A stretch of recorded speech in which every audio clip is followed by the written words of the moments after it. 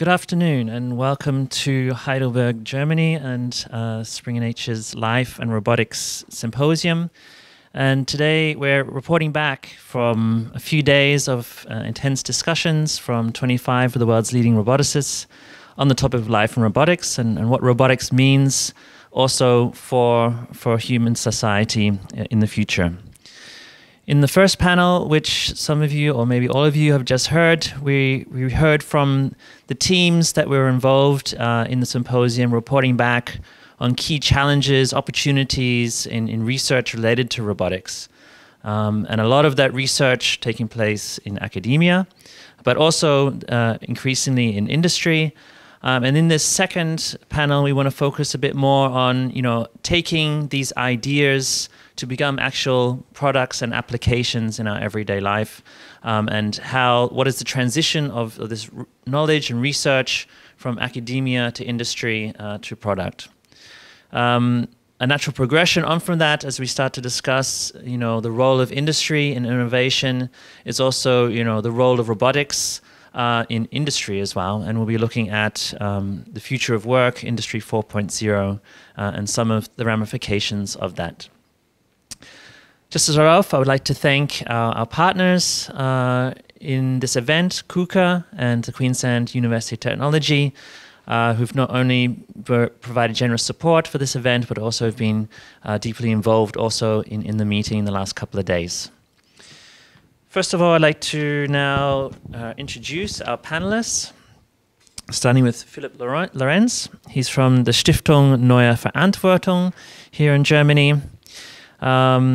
Then we have Torsten Kröger, previously at Google X and now at Karlsruhe Institute of Technology. Then we have Oussama Khatib, director of the Stanford Robotics Lab at Stanford University. Bruno Siciliano, professor of robotics at the University of Naples. Bischoff, head of corporate research at Kuka. And Jonathan Lowe from the University of Kent. So to start off this discussion, I'm going to talk to Torsten. And what I would like to understand or like to get would be, what is the role of university research? How does that influence how industry, how information comes to industry to develop new products, and what is this transfer process like, and what can we do to improve this synergy? Yeah, thank you for kicking this off. I think that there is, first of all, room for improvement on both sides. And now having spent a couple of years on both sides over the past decade, I feel that especially in Europe, universities can do a better job by, first of all, understanding that technology transfer actually means transfer of people. And it's not only patents and IP that is generated in universities, but it's really the people who work on that, who have the ideas, the engineers that are getting trained at the universities, who need to push these ideas forward. Just owning the IP or just owning the source code will not bring you very far. And I feel this is where some universities in the United States, and I feel especially Stanford, is doing a much better job supporting young people to work on their own ideas, to fund them, and just offer an environment where this can be done.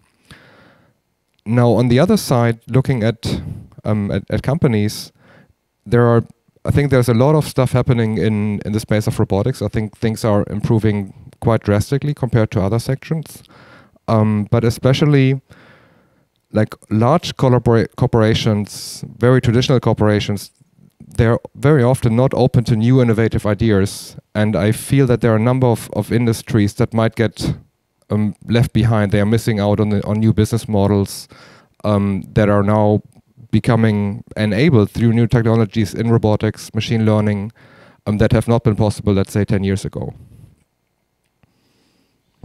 So yeah, I would like to come back to one point there. I mean, how you mentioned, IP generation and ideas being developed at universities, and I guess at many universities there is this more and more focus, of course, creating this IP, but also then this sort of creating startups around ideas, and how this then creates products for society. Maybe Oussama, you can talk to that point. Yeah, actually, I wanted to echo what Torsten was saying about the fact that it is not only IP, but it is really the human, the new researcher that become part of that flow of transfer.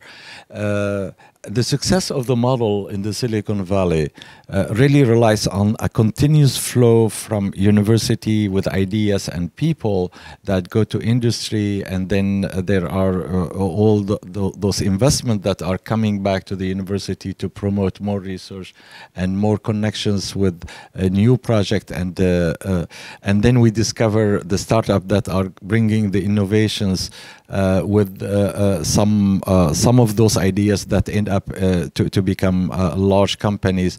I don't recall the number at Stanford of startups that came from Stanford University.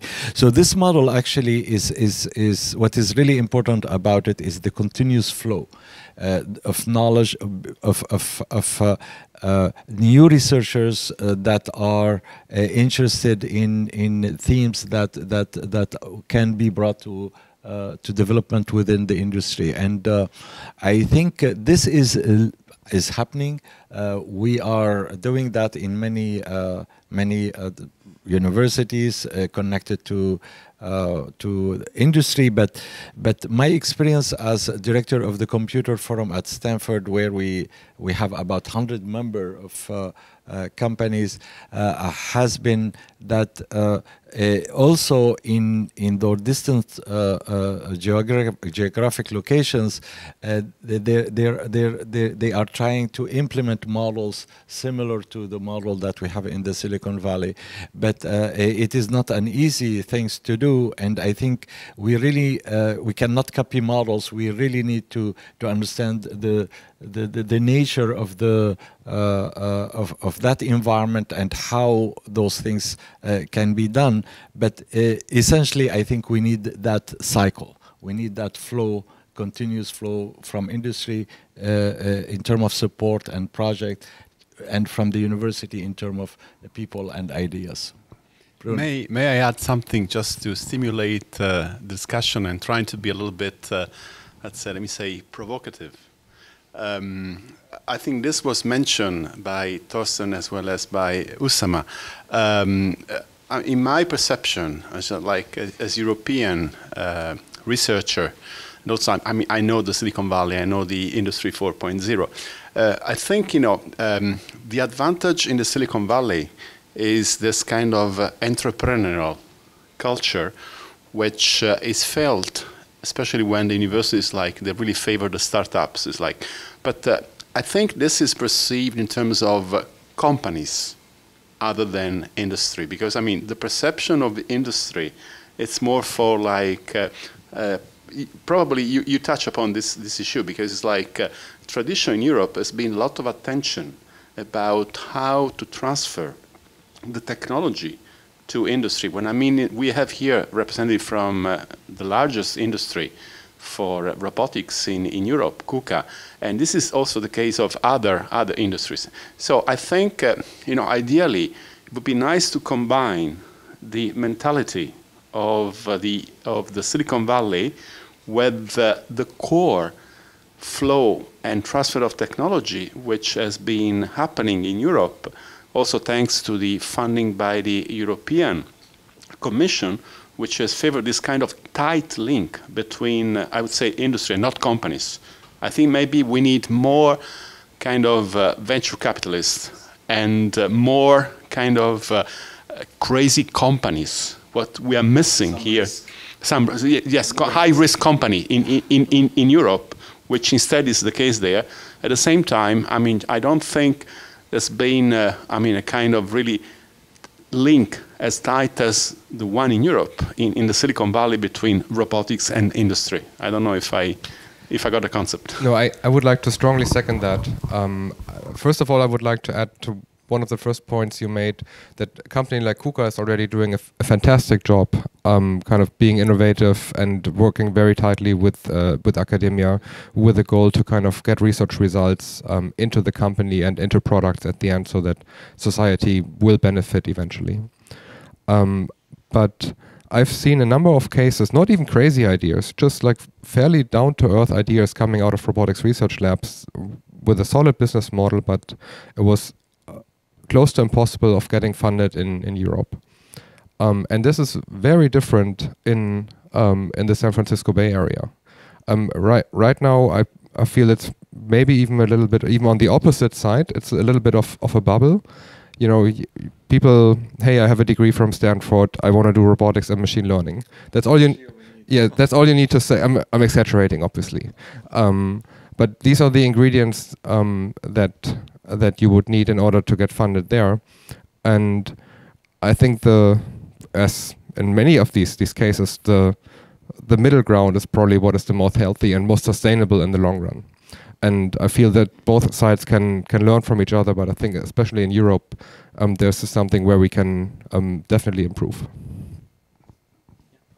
Maybe it's also worthwhile to mention that these government programs that exist in the US that are focused on these high-tech clusters around Boston and the Silicon Valley, these were actually government programs that the US government came up with in the late 70s as a reaction to advanced manufacturing coming from Japan. And these two most famous government programs, the SBIR, Small Business Innovation and Research Program, and the STTR, the Science and Technology Transfer Program, they provided early stage and middle stage venture capital to small innovative businesses and kept them alive in a way. And these sort of government programs do not really exist, I know for Germany at least, but also in the European Union, such funding that really targets specific cutting edge research and helps to technology transfer to happen. So I would like to underline what you all said. So I think the most important aspect is to transfer people into companies in order to do the technology transfer. You just cannot just support software or USB stick with the know-how. That's not possible. So you need to transfer the people into the company. But then also inside the company, it's more like that we have to transfer people within our company from the research team that I'm heading into serious development. So there's also a valley of death inside the company. And what we as Kuka also try to do in order to accelerate to get to products, that we team up with little startup companies around the most critical topics in robotics, like perception, and that we try to build together the future on a fast track surrounding the Kuka environment. Because also we have become a little bit bigger by now, and it's also getting hard to push the innovation through our company. Of course, we're doing a good job, but even still, to accelerate this, we try to team up with new companies that we put around our ecosystem. Well, I mean, that is right. And I think it's not only transferring people in the sense that we are just hiring. I mean, hiring is very important, and that transfer is one very important aspect. But I think also there is, through this transfer, we really need to think about the fact that we need to have in-house knowledge of that field, that area that we are bringing to the new applications. And that means there is continuous interaction that can take place in form of internship within the companies or exchanges within the university. And I think this is very productive. The idea that we are not just again, transferring programs and passing them, and well, now you can use it, but really understanding what is behind all these concepts and how that knowledge is transferred in-house. And that means longer-term involvement together. So this partnership is very, very critical to successful transfer of technology from academia to research. But I want to mention one more thing, which is very often there are specific problems that industry has in terms of like dealing with smaller short-term problems, which we call in academia side the engineering problems.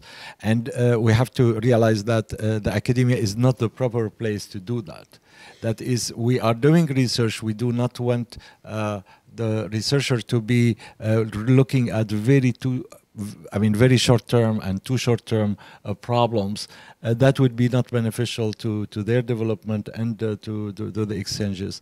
But I think there is a need to creating that interface, a human interface between academia and industry in a way where we transfer knowledge, we transfer validation and expertise, and then we are able also to bring new hires and new ideas and through that cycle.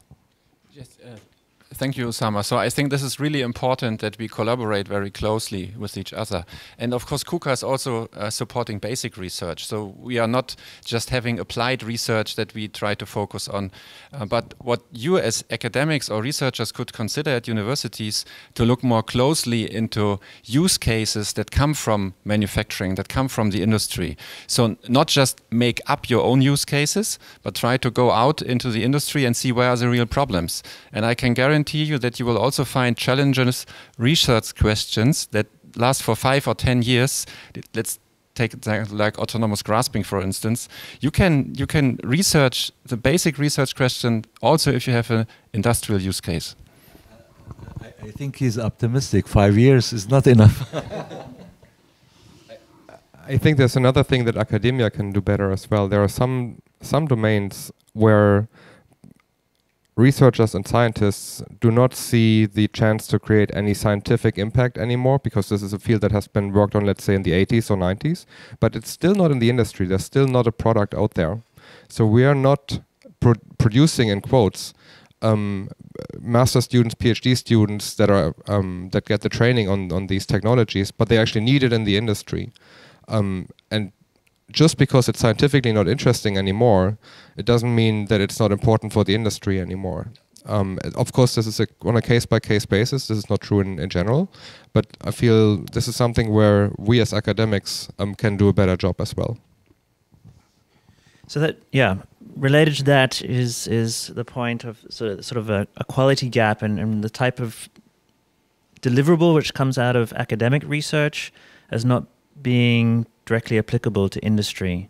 And on one side, it could be focusing on particular use cases which are important to industry, or there are other aspects to that quality gap which need to be considered. So this is another thing where I believe researchers, especially in robotics, often like to showcase cool robots, nice videos, and that's sexy and catchy, and they get a lot of clicks on YouTube, which is an important media nowadays. There's no question around that. However, to make one out of many concrete examples, there's, for instance, ROS, the robot operating system, which is a framework being used by many researchers in the space of robotics, specifically working on software control, perception. However, from a product perspective, the quality, there's no real time, there's no determinism. The quality varies a lot. It's almost impossible to implement a robust controller. Safety is not even considered.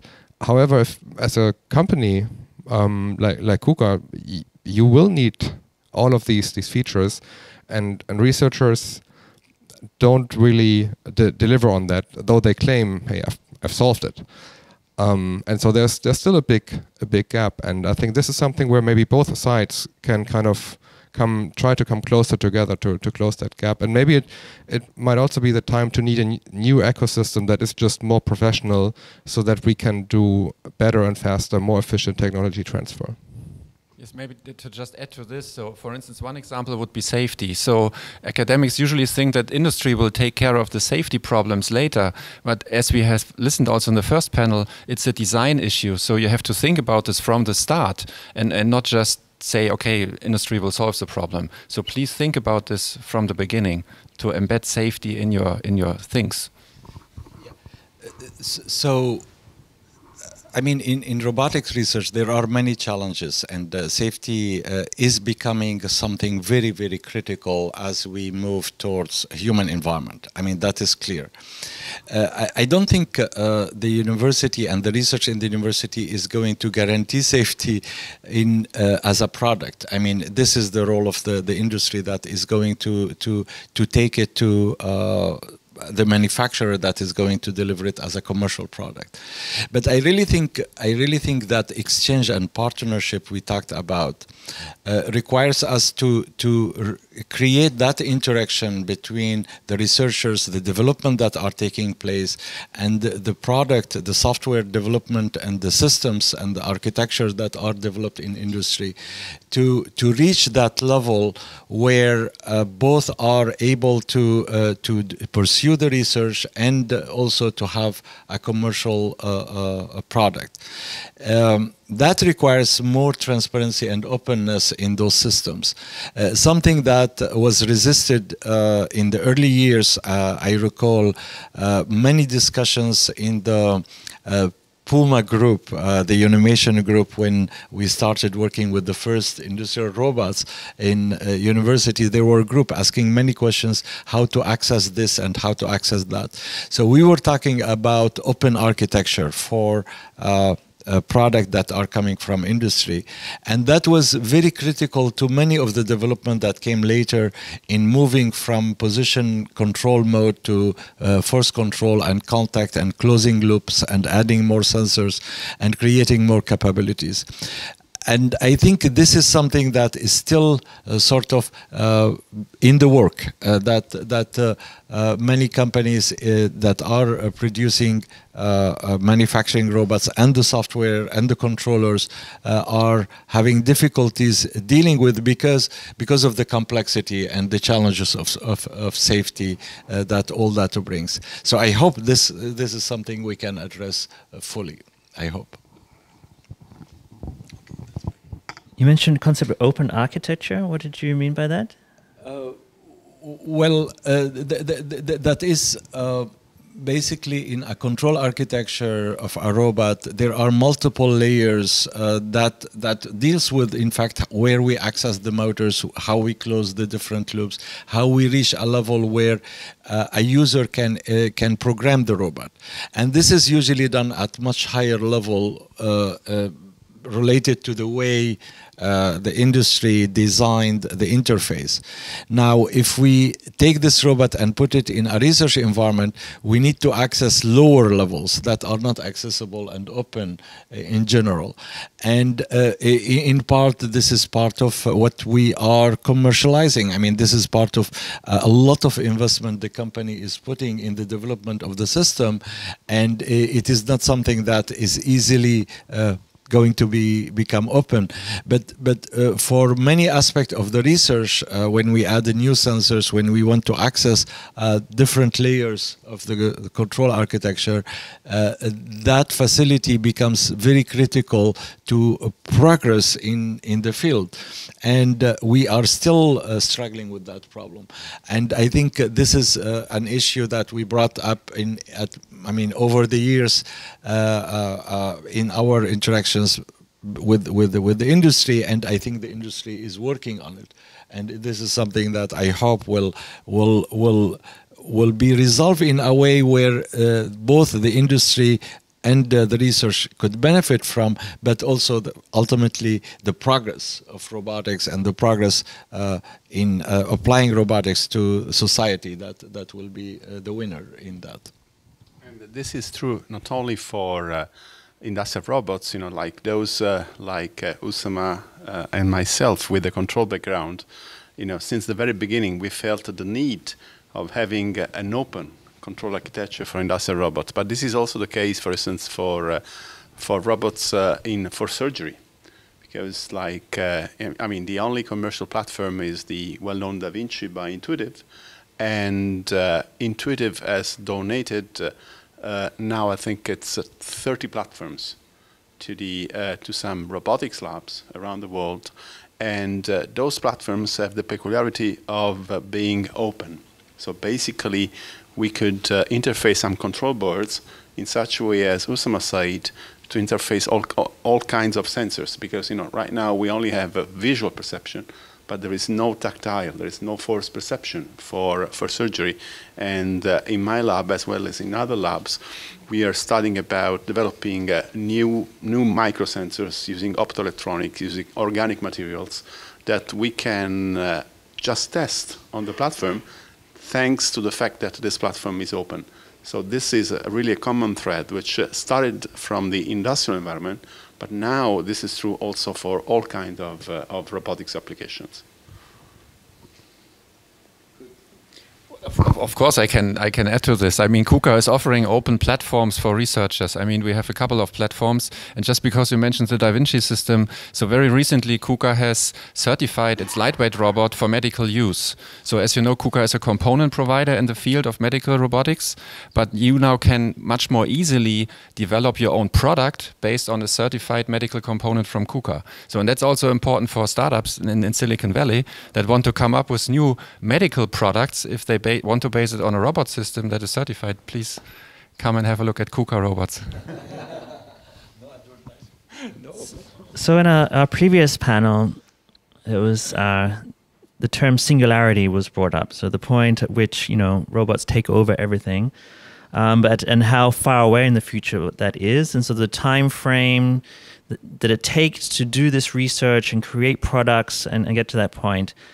It'd be nice for our audience from people who've involved in the industry, to a little bit understand this cycle from research to product. What sort of time frame do we have there? What are the challenges or the hurdles that are in the way?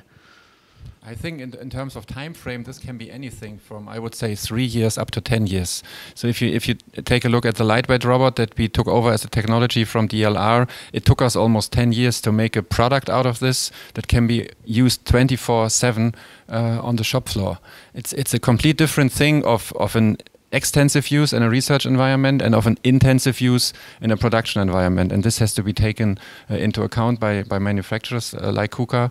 And so it can take long, but we are working on it to get better. As I mentioned, to team up with startup companies that have a much faster way to bring products to the market. Well, I mean, the short term and the long term, and where how robotics is developing is very interesting. I think robotics relies also on technologies, on computer technology, on the CPU power, on the material, on the sensors and their integration, and a lot of things.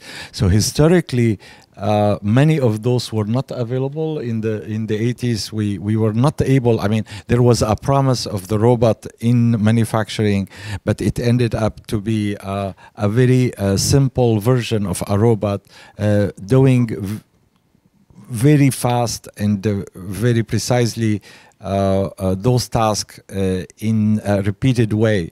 There was not much sensing, not much variation in the task. And I think as we start to move with the field, and as the field start to mature, and as technologies, supporting technology came to become available in terms of CPU speed, in terms of new material, new sensors, new integration, amazing new algorithms and computer power, and new technologies in terms of dealing with that integration, the networks, and removing all the cabling. I mean, before to just deal with some aspect of tactile sensing, you have to think about all the cables that were coming out from your sensors. So all of that that merged into really development that are speeding that cycle. So the cycle, I mean, I recall the mid-90s, we were developing the first torque control robot, and through collaboration with DLR, I don't remember how many years also took really DLR to build the full lightweight robot. It was a process also depending on a lot of new technologies, the motor technology, the actuation. And little by little we are observing that this is accelerating. And I think this is really wonderful. time for the innovation in robotics, because many of those technologies are there now, and we are seeing that in many applications in the medical field, in the service area, and in the potential that is coming to agriculture and many other applications in the field. And beside, I mean, the time frame you mentioned, I would be more optimistic about shortening that cycle and in the future. Yes. Your experience? I would like to second that. Actually, when you were talking earlier, I was also thinking of the lightweight robot, how it started at Stanford, and then the way to DLR and eventually to Kuka. But there are many more examples like this, where I think even a time frame of 10 years used to be too short in the past. Think of self-driving cars, where like first research maybe in the 80s, and there was a lot of SLAM being published in the 90s, and things got more and more advanced. And then with the DARPA challenges in the 2000s, things then really took off. And now even Google started the project right after the last DARPA challenge in 2007. And now it's 10 years later, and there's still no product available. It seems that we're getting close, but we still don't know when things will become available as a product. So things can take decades, but there's no rule of thumb. But I fully agree that this seems to be accelerating quite a bit, which is a positive development. Coming to sort of another topic related to industry, but also related to how robots have changed, as you described, from doing very simple, repetitive processes to having many more senses and being able to collaborate more with us. How is, the introduction of more collaborative robotics, how is that influencing now manufacturing, and what are these types of things that robotics companies now are working on to bring to manufacturing? I think first of all, it's a painful experience for all companies in the field of collaborative robotics, because you have to educate your customers on how to use collaborative robots. So also our, let's say the salespeople, they have to be educated. Okay, you do not sell this robot by its payload and by its reach, but you sell it by its features, that it can work without fences with a human, that it is sensitive, and that it can do many different things than our stiff and very precise industrial robots were used to do. So it's an education process of both the salespeople, but more so of our customers. Because with a lightweight robot, torque controlled, sensitive, you can really change the production paradigm. And that is something that no one really had prepared. And I think that we are still educating our customers on how to use the robot. But what is also the potential now for collaborative robotics in manufacturing? Is there really a major movement there at the moment, or is it still a ways off? I think there's a huge potential, because what you get rid of is the fixed fences that you have around your robot systems. So human-robot collaboration really opens up a path to more flexibility in automation, and also maybe using less space. If you don't need fences, you have less space, and you can much more faster reconfigure your whole production. And producing a mobile phone, for instance, you only need it for 3 months to ramp up or to have the full production capacity, and then the next phone is coming, and you need to reorganize your whole processes. You need to reprogram. You don't want to have these fixtures, these fences that we have today. You want to have robots and humans coexisting on the production line, and of course you want to have a collaboration between humans and robots. Bruno. Yeah, I think it's exactly the issue of customizability. Just as like I think like cobots will really break it through when users will be able to operate them plug and play, without without going through the instructions. So it's like our kids, they operate smartphone, tablets, phablets, and it's like in a kind of totally intuitive way. So I think the future workers in industry, in a few years, they will be able to customize and just any kind of operation in a plug and play mode, as intuitively as possible. This is when I think cobots, of course, it's like all the safety, the standards, of course, they have to be addressed in the most functional manner. But that is when I think this will become a sort of like using any kind of appliances. Yeah, I was going to say also that then probably this robot would reach the mid-size and smaller company that are not able to afford the assembly line, the very expensive assembly line that we need to have. So basically, instead of moving the product, adding component on the assembly line, what we are talking about in the future generation of manufacturing, we will don't have to use all these fixtures, all those costly components that structure the assembly.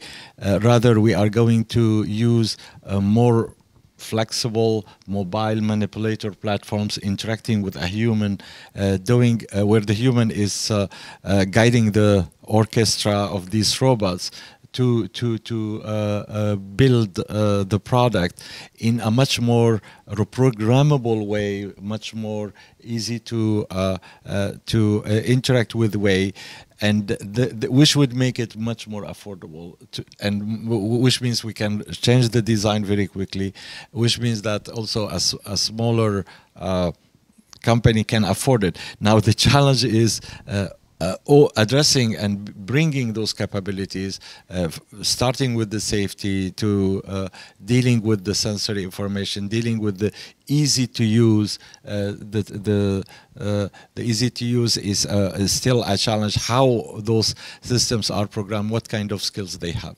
and I think the new generation of robot that brings torque control capabilities, force control, contact, and compliant motion primitives, and all the behavior of dealing with constraints and obstacles and self collision. All of these techniques that are being developed today all around the world in the robotics laboratory will come to be part of those systems, and that will transform completely the robot concept. Actually would bring the robot back to what we wanted to or imagine we could have done when robots were first introduced in manufacturing, but no of those technologies were ready at the time.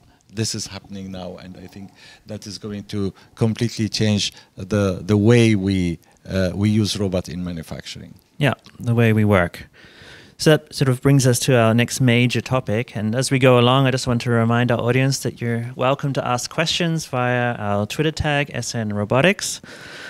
So yeah, it really brings us to the topic of future of work. So how, and when we talk about future of work, in this forum, we're talking about robotics and so very much focused on more the manufacturing sector rather than artificial intelligence applications, which would be more the service side of things. So here talking about how work will change in manufacturing with the introduction of more complex and collaborative robots. And I guess in general, what does it mean? And there's a lot of discussion and there's a lot of fear as well. But as we've seen from history, that most the other industrial revolutions actually brought positive effects to the way people worked and to society. And I'd just like to open the question here. Yeah, what do you think? Will this next industrial revolution, Industry 4.0, will that be different? Who would like to start? Sure. Yes, I think we should be having a much wider conversation with society in general about the potential future impacts on employment. I mean, clearly the rate of progress over the last 10 to 15 years in automation has been extraordinary. And although, yes, it's true in the past that automation hasn't led to wide-scale unemployment because people have been able to move from the traditional labor into new jobs in the service sector, it could be, it may not always continue to be the case. There have been studies which have suggested that anything from between 10% to as much as 50% of the labor force in developed countries are vulnerable to automation, and in developing countries it could be even greater. And what are the impacts of that. Clearly, employment is important not just because that's the way in which we redistribute wealth around the economy, but it's also important for people's sense of identity, and these are really fundamental questions that we have to consider. We can't kind of blindly stumble into the future. So it's really important we have to look at the different scenarios and ask what if. How do we address some of these major disruptions, rather than leave it to chance? So these are very broad questions, and some of them are a little bit hard to really assign like solid facts. But I think I'd like to hand over to Philippe, and maybe you can provide examples from Germany. And what has come up in this discussion of the last part is that there's some sort of a time lag between the actual transfer of the technology into industry, and there's an educational process involved in this. So educating businesses how to use these technologies, and I think we're at the moment we are in this transitional period. And once these technologies that you've discussed or that you have hinted on are actually deployed within industry, I think this is the point where things start to get really interesting. And then we might see more of those labor market effects that we maybe not even can see in our statistics yet. And this will also apply to the service sector, because the use of artificial intelligence or new software is not yet understood to the full extent. Once there will be lots of more acceleration, I think, which will also shed employment. Yeah, I agree. And actually, any technology that comes has impact on society. And it is really the industrial responsibility, social responsibility in deploying those technologies that becomes really important in avoiding those sudden problems that comes with new technologies. For instance, I don't know if you remember, do you remember when you used to go to the airport and you would have a customer at a desk and would check your luggage? And well, we don't have that anymore. We have so much automation in many aspects of service, and that is already happening. And I think robotics is going to bring another aspect of physical action on the world, where the robot is interacting with object and moving them and putting them together, doing things in the environment. Now, what is really new compared to what we had before is that the assumption is that these robots will be working with human. The difficulty to imagine is that these robots will be completely autonomous. Maybe that will happen eventually at some point. But in many of those tasks, we still need the experience, the expertise, the intuition of the human to be part of that process, especially when we're talking about physical interaction. And that brings a little bit of moderation that is you need to train people to be able now to get that support from the robot and cooperate and work with them. And I think that is a responsibility that as we transfer to those technologies, this is how we train workers to move from just carrying the full task to carrying maybe the cognitive part of the task.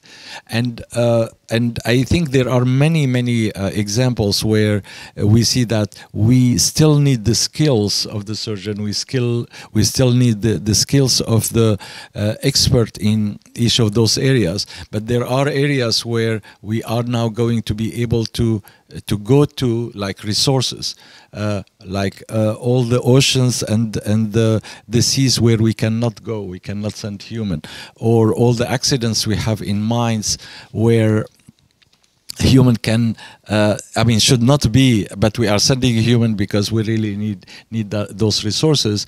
We will be able to create environment where robots are working together with the human in safe places, interacting to bring those resources. So I believe there are a lot of new applications that are going to bring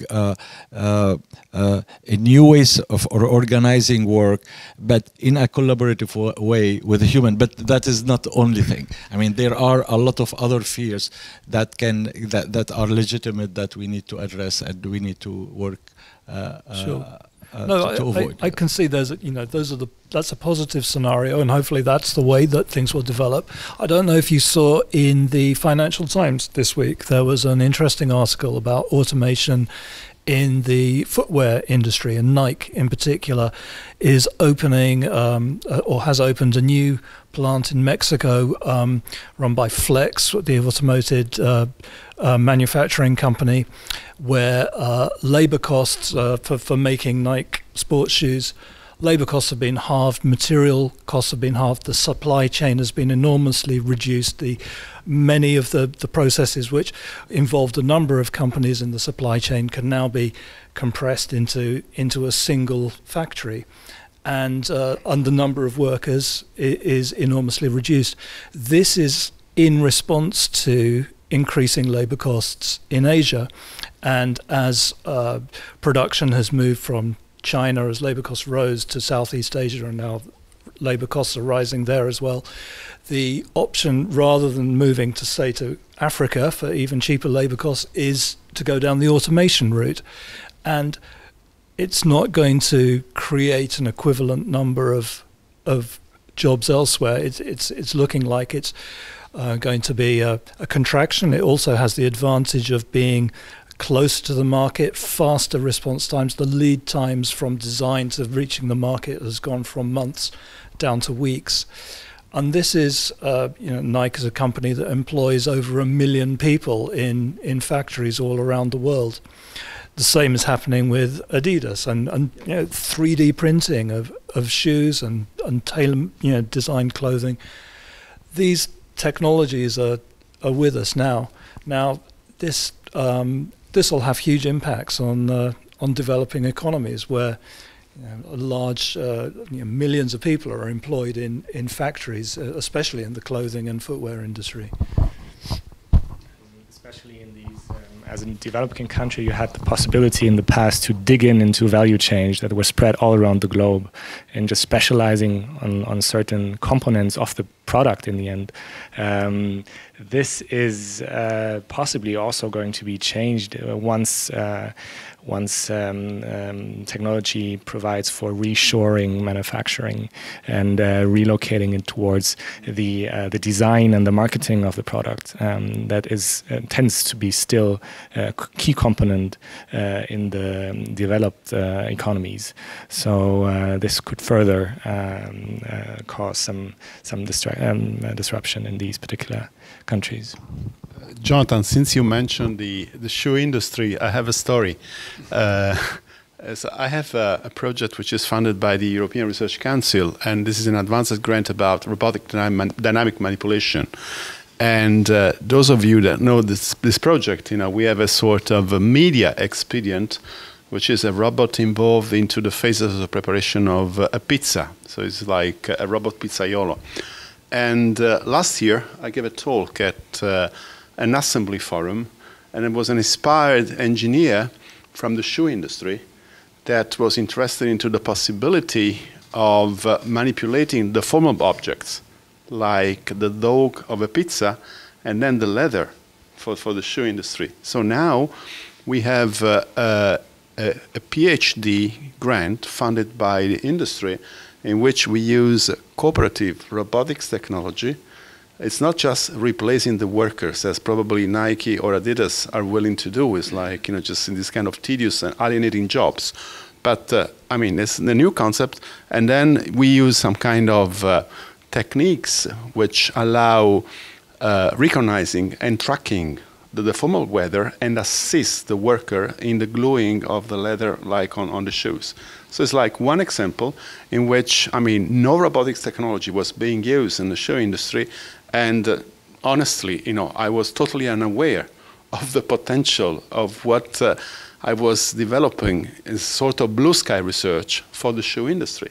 So those are, you know, I think the kind of examples that our community should really seek for in finding new operational scenarios where, you know, robotics technology and especially cooperative robotics might really just, you know, just raise the threshold in the sense of something which, you know, was done manually and also in a kind of handcraft manner. Well, Bruno, I should tell you the truth. I would prefer the real pizza made by a human, and your pizza will never taste as good. The robot doesn't have a soul. Yeah, but that's whether it's a sentient and it's like. To go back to the discussion, I fully agree. And as I said in the beginning, every technology can bring disturbing effect to the society, and I really think we have to take that responsibility. Fortunately, there is a delay. There is a delay where we can transform. I think progress, we cannot stop the progress of technology, but we really have to bring technology in a way where those disturbances will not happen. And I think the technologies that will come out of the new robotics that we are talking about is not automation in the sense that used to be before. That is continuous. That is happening now. Millions of robots are working around the world, and we have their effect already, and all of that is happening. But the new robotics is mostly about doing the things that we couldn't do before. And there will be also other effect that will reach other areas, but we have to take a social responsibility in making that introduction of the technology in a way that deals with those problems and avoid having those mass losses of jobs in places like in the developing world. That I agree fully with you. Absolutely, and I can see that there's great opportunities with new robotics, but I think we're not thinking about the kinds of future technologies that whether we want them or not. And so, for example, we've spoken a lot in the last couple of days about the developments in humanoid robots and the enormous technical challenges there are in locomotion, grasping, seeing, language, and so on. Things which are enormously challenging for robots to do, but there's a lot of research going on. And yet, these are things that humans can do easily. And over the next, by 2050, there'll be an additional 2 billion humans in the world. Why are we researching things that humans can already do easily in order to make robots do them? Surely we should be thinking about how do we want to employ, or how do we give employment to people? Or if there isn't employment, what do we do with people? These are the kinds of questions I think that we should be thinking. I fully agree with that aspect, but I also feel looking back maybe, let's say, 1 or 2 centuries, every time there was a new sort of disruptive technology coming onto the market, maybe starting with a steam machine, people were always afraid that unemployment would go up. However, statistics history has proven that every time such a wave came in, actually unemployment rate went down. And I hope that trend will continue. I think it would be irresponsible to leave it to hope and not actually plan ahead. Fully agree. We hope for the best, but plan for the worst. I would, if you allow, maybe try to broaden the discussion a little bit. We have been focusing or talking or discussing a lot about the manufacturing industry, but robotics is more than just manufacturing. And one topic that many people talk about these days is self-driving cars. And just looking at like the logistics industry and also cab drivers, what will happen to this part of the workforce? And while I can see that there is fear, I'm very convinced that this technology will not come over us overnight. This will be a slow transition. And like we've seen in the past, I'm a true believer of a positive impact for the society once this technology comes to the market. That what we've seen over the past century or two, that this will even continue with the technologies that we're working on today. Well, that is for sure. The discussion, I mean, this time, what is really different from developments in the past are that nowadays we can automate cognitive tasks to a large extent. And I think that's the key. I mean, if you consider the fact that Goldman Sachs is at the moment trying to automate 147 specific tasks of investment bankers working on an IPO. And these are so highly specialized tasks, and these sort of job profiles are only attainable with vast amounts of qualification. So, and this has implications on other sectors as well. And I think to a large degree, robotics is at the moment is of course software driven, and once it combines artificial intelligence with this capability, there will be a huge acceleration again in the ways to apply those technologies. And interestingly enough, you can see those effects mostly within or after recessions. And this is very particular about the German debate. We haven't faced a severe recession such as the US faced from 2008 onwards. And we had a small one within the manufacturing sector, but due to the engagement of unions, we were capable of leaving this small dip in the economy quite soon after. But if you have a look at the American labor market, you had huge effects, especially when it comes to upskilling, because companies had to introduce automation technology, and people needed to work with these technologies afterwards. That they were employed with lots of more demands towards their skill set. And this is something we can learn from. We can think about ways of establishing a tool that monitors how tasks change and how dynamically they change, and maybe to inform qualification programs afterwards. So it's really being able to react fast on changing tasks within the economy as some sort of solution to qualification demands. You mentioned the word tasks there a few times, and I think there's what something came up a lot in the last couple of days was robots are there to automate tasks, not necessarily to take over entire professions. Yeah, I mean, you've talked about Goldman Sachs and they're automating a whole bunch of tasks, but okay, this would cause some reductions, but still there has to be an expert in the system or a human in the loop. I have a concrete example. The stock office is run by two individuals now, supercharged by computer engineers that provide the software. So the distribution of the workforce has changed. They employ, I think, 9,000 computer scientists and not that many banking specialists anymore. Is the total number of workers the same, or has it gone down? It's pretty much the same, actually. So this would be a proof from real life for this rather optimistic stance towards this debate. But still, I mean, when you consider the fact that software can also be written soon enough, possibly by an artificial intelligence, maybe things go even wrong for them. So there is a difference with robots, and so we can take a specific task of playing chess, and we can get an algorithm that can search very deep and find and beat a human master. We can do that with Go. We can do that with specific problems in every specific area, and we don't need a robot. It's a computer executing a program. I think the difference with robots is the fact that robots are about not word processing, but about physical processing, interacting with the world, with the physical world, and creating actions that cause the world to change because of we're putting a robot with an object, moving the object, assembling and doing things. And that is a very different problem, I think, and different challenge. Oussama, so I want to launch a provocation. Yes, go ahead. make a kind of strong statement now.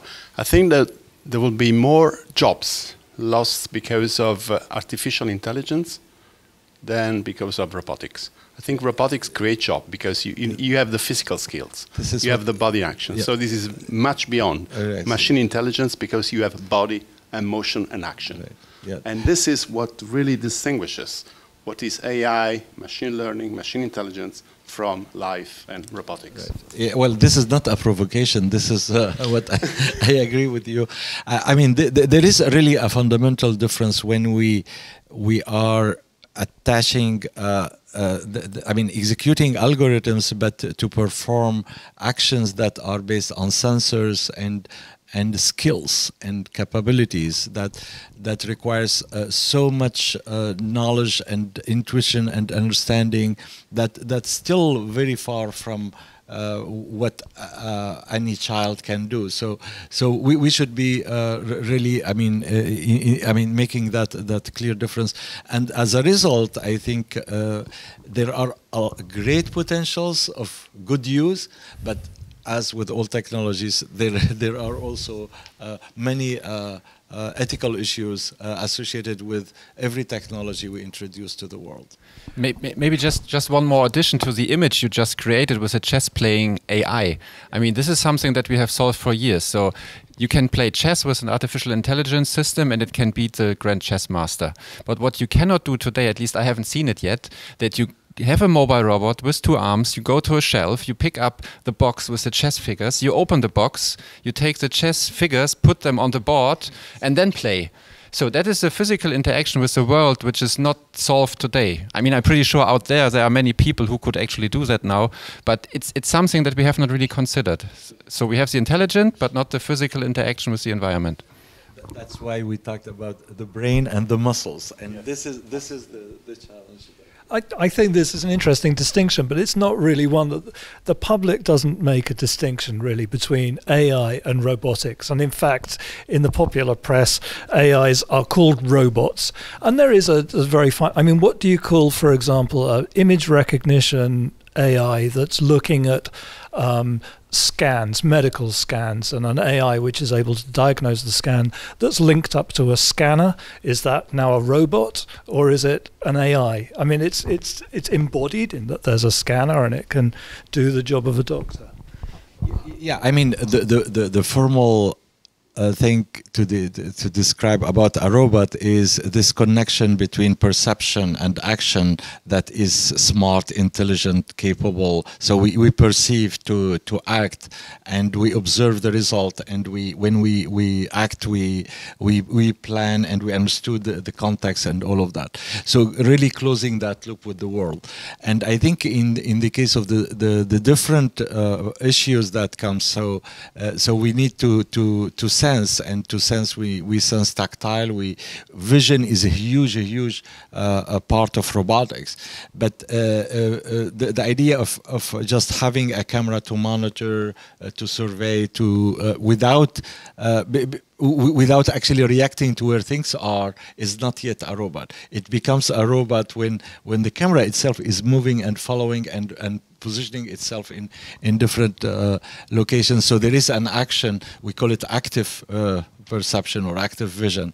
But I don't think we really need to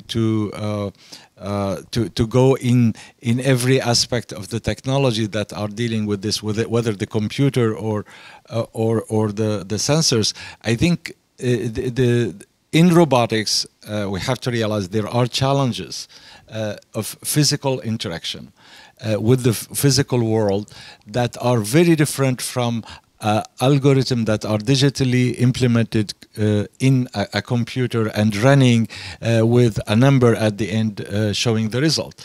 And I think that difference is,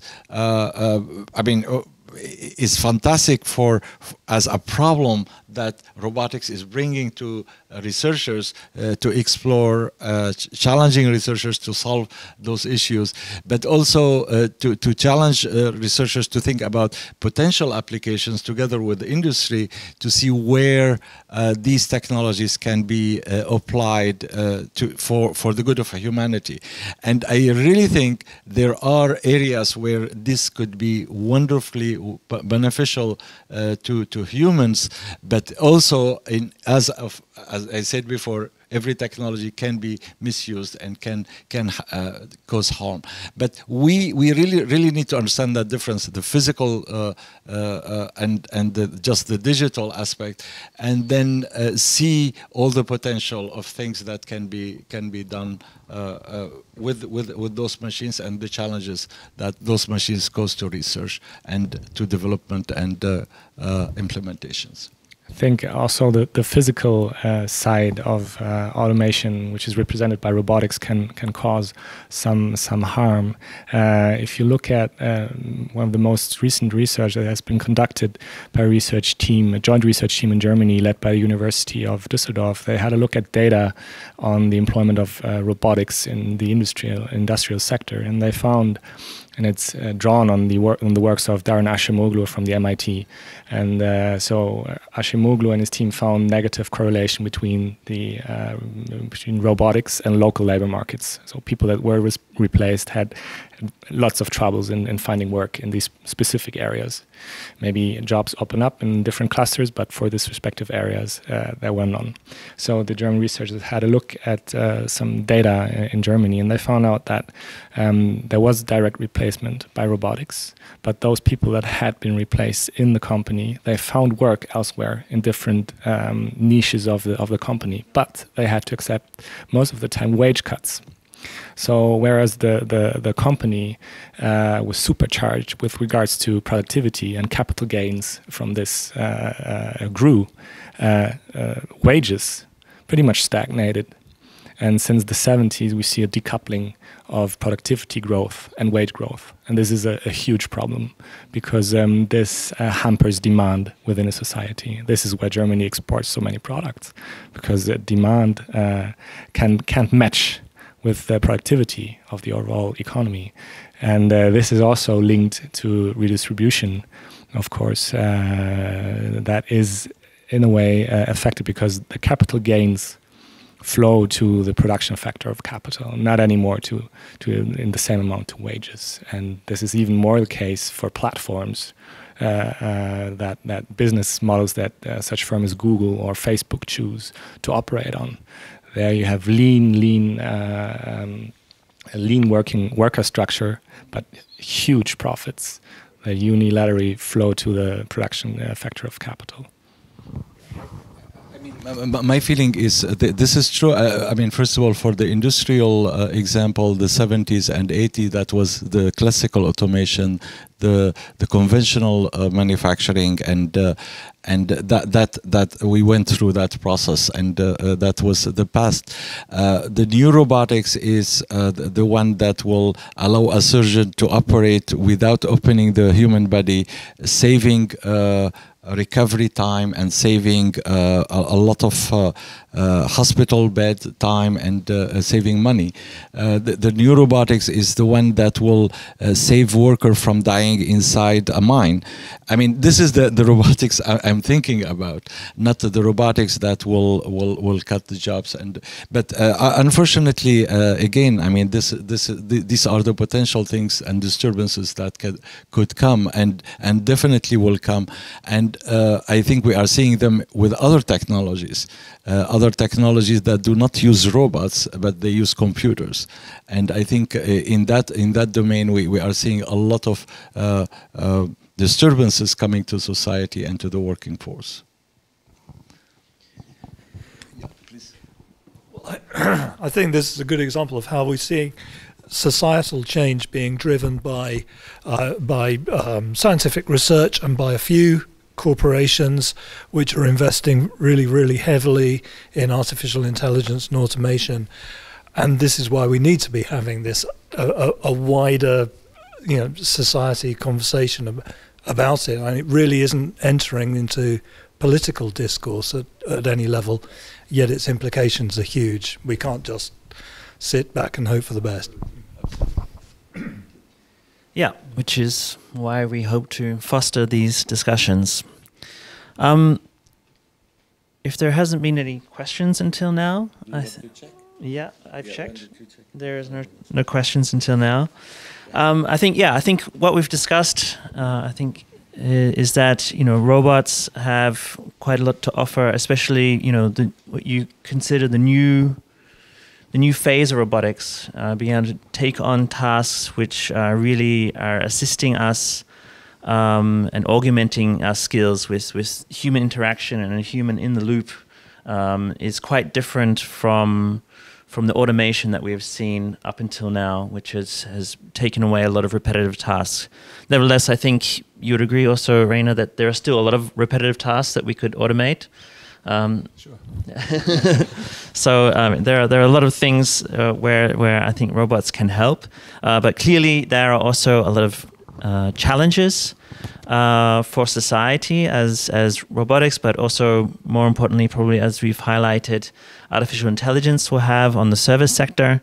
And clearly, we don't have the answers, but the discussions which we're having and the research which is increasing in this area, I hope it'll help to provide answers and to influence what people think and how we can organize ourselves in the future.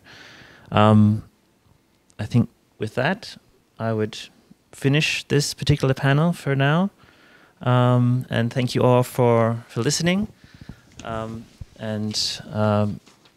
All the information that we've been discussing today, you'll be finding commentary on this in our Nature publications.